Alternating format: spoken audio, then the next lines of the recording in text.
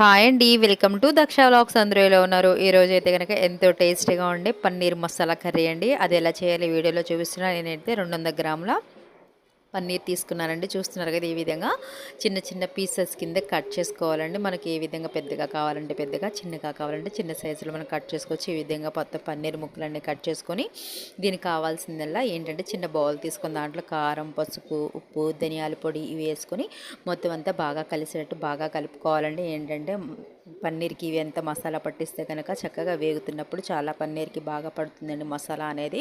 చూస్తున్నారు, ఈ విధంగా కలుపుకొని పక్కన పెట్టుకోవాలి. ప్యాన్ తీసుకుని దాంట్లో తగినంత ఆయిల్ వేసుకుని, కొంచెం ఆయిల్ అనేది ఎక్కువే పడుతుంది పన్నీర్ మసాలా కర్రీకి.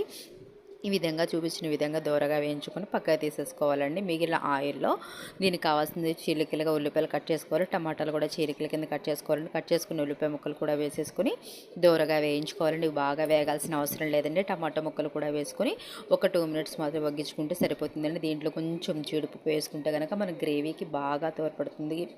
జీడిపప్పు అనేది చాలా బాగుంటుంది, గ్రేవీ అనేది బాగా వస్తుందండి. జీడిపప్పు వేసుకుంటే కనుక ఈ విధంగా మెత్తగా మిక్సీ పట్టుకొని ఒక బౌల్ తీసుకొని దాంట్లో తగినంత ఆయిల్ వేసుకొని యాలక్కాయ, లవంగ మొగ్గ, దాల్చిన చెక్క, జీలకర్ర, బిర్యానీ ఆకు, పచ్చిమిర్చి వేసుకొని ఇవి బాగా వేగేటట్టు దూరగా వేయించుకోవాలండి. కొంచెం కరివేపాకు వేసుకుంటే స్మెల్ అనేది చాలా బాగా వస్తుంది. మనం మిక్సీ పట్టుకున్న పేస్ట్ని కూడా వేసేసుకుని దీంట్లో కావాల్సింది కారం, ఉప్పు, పసుపు అనేది మనం యాడ్ చేసేసుకున్నాం కాబట్టి వేసుకోవాల్సిన అవసరం లేదండి. దీంట్లో ధనియాల పొడి, జీలకర్ర పొడి, గరం మసాలా, ఈ మసాలా వేసుకుంటే సరిపోతుందండి. చాలా అంటే చాలా బాగుంటుంది, చాలా టేస్టీగా ఉంటుంది. చూస్తున్నారు కదా, ఈ విధంగా మొత్తం అంతా మసాలాలన్నీ వేసుకొని బాగా కలిసేటట్టు బాగా కలుపుకోవాలి.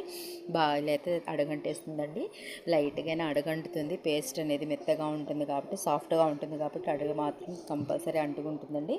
జాగ్రత్తగా మనం మగ్గించుకోవాలి. చూస్తున్నారు 2 స్పూన్స్ పెరుగు అనేది వేసుకొని బాగా కలుపుకొని మూత పెట్టుకొని మగ్గించుకుంటే కనుక ఆయిల్ అనేది సపరేట్ అయిపోతున్నప్పుడు మనం బఠానీ కూడా వేసుకుంటే కనుక చక్కగా తినేటప్పుడు చక్కగా పంటికి తగులుతూ ఉంటే బాగుంటుందండి. చూస్తున్నారు కదా, ఈ విధంగా మగ్గిన తర్వాత తగినంత వాటర్ వేసుకోవాలండి. మనకు పలుచగా కావాలంటే పలుచగా, చిక్కగా కావాలంటే చిక్కగా తగినంత వాటర్ పోసుకొని దాంట్లో పన్నీర్ వేయించుకుని పన్నీర్ కూడా వేసేసుకొని కొంచెం కొత్తిమీర వేసుకొని బాగా ఉడకరించుకోవాలండి. చూస్తున్నారు కదా, బాగా ఉడుకుతుంది. పన్నీర్ కూడా మసాలాలో బాగా ఉడుకుతుంది, చాలా బాగుంటుందండి. ఈ విధంగా దగ్గరికి వస్తే సరిపోతుందండి. ఇంకొక 2 మినిట్స్ అయితే కనుక చక్కగా అదే గ్రేవీ అనేది బాగా వస్తుంది. లాస్ట్ని కసూరి మేతి వేసుకొని సర్వ్ చేసుకోవడం అండి. ఎంతో టేస్టీగా ఉండే పన్నీర్ మసాలా కర్రీ రెడీ అయిపోతుంది. రోటీలో కానీ, చపాతీలో కానీ, వెజ్ బిర్యానీలో కానీ, జీరా రైస్లో కానీ, దేంట్లోకైనా కానీ చాలా అంటే చాలా బాగుంటుంది. కొత్తగా వంట చేసే వాళ్ళకైనా, వంట రాని వాళ్ళు కూడా ఈ రెసిపీ అనేది చక్కగా చేసేయచ్చండి. అంతేనండి, ఎంతో టేస్టీగా ఉండే మసాలా పన్నీర్ కర్రీ రెడీ అయిపోయింది. ఈ బౌల్ తీసుకొని సర్వ్ చేసుకోవడం. ఎంతో టేస్టీగా ఉండే paneer curry ready. Please subscribe my channel.